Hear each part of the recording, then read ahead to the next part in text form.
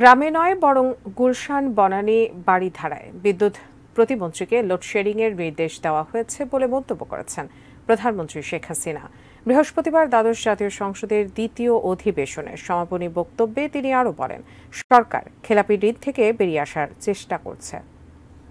আমরা বিদ্যুৎ কেন্দ্র বহুমুখী করছি। সাম্প্রতিক দাবদাহে অস্বস্তিতে জনজীবন, বেড়েছে লোডশেডিং এর মাত্রা, বিদ্যুতের ইউনিট প্রতি দাম বৃদ্ধি নিয়ে জনগণের মধ্যে রয়েছে অসন্তোষ। আমাদের গ্রিন এনার্জি দরকার, আবার কয়লা ভিত্তিক বিদ্যুৎ কেন্দ্র করছি।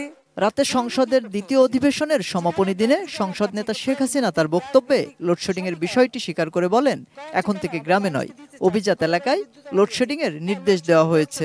যে প্রচন্ড গরম, সেখানে লোডশেডিং হয়েছে, আমরা সেটা স্বীকার করি, কিন্তু কৃষকের তারা যেন সেচটা পায় সেখানে কিন্তু ভর্তুকি দেওয়া হয়, কাজে সেখানে কোনো অভাব হয়নি, আমরা সেটার ব্যবস্থা রেখেছি। আর হ্যাঁ, আমি এটা আমাদের বিদ্যুৎ প্রতিমন্ত্রীকে বলছিলাম যে 1000 মেগাওয়াট বা 2000 মেগাওয়াট যেদিন লোডশেডিং হবে, আমার গ্রামে লোডশেডিং আর দেবে না, দেবা গুলশান, বাড়িধারা, বনানী, বড় লোকদের জায়গায়।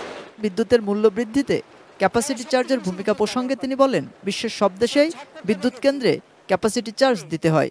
ক্যাপাসিটি চার্জ ছাড়া বিদ্যুৎ কেন্দ্র নির্মাণের চুক্তি স্বাক্ষর হয়। একটা দেশ দেখান। বিশেষ আইনে কাউকে কিন্তু দায় মুক্তি দেওয়া হয়নি, বরং বেসরকারি খাতে প্রথম বিদ্যুৎ কেন্দ্র করেছিল সামিত খুলনায়। তারা ওই বিদ্যুৎ কেন্দ্র সম্পন্ন করতে দেরি করেছিল, যে কদিন দেরি করেছে প্রতিদিন $10,000 করে তাদের ফাইন দিতে হয়েছে, আর সেই ফাইন আমি আদায় করেছি। সরকার খেলাপি ঋণ থেকে বেরিয়ে আসার চেষ্টা করছে বলেও জানান প্রধানমন্ত্রী শেখ হাসিনা। ঋণ খেলাপি কালচার কখন শুরু? ওই জিয়াউর রহমান যখন অবৈধভাবে ক্ষমতা দখল করে ক্ষমতাকে কুক্ষিগত করে, ঠিক সেই থেকেই শুরু, যার ধারাবাহিকতা আমরা দেখেছি এরশাদের আমলে, খালেদা জিয়ার আমলে, এবং সেখান থেকে এখনো পূর্ণ মুক্তি পাওয়া যায়নি। এটা হলো বাস্তবতা।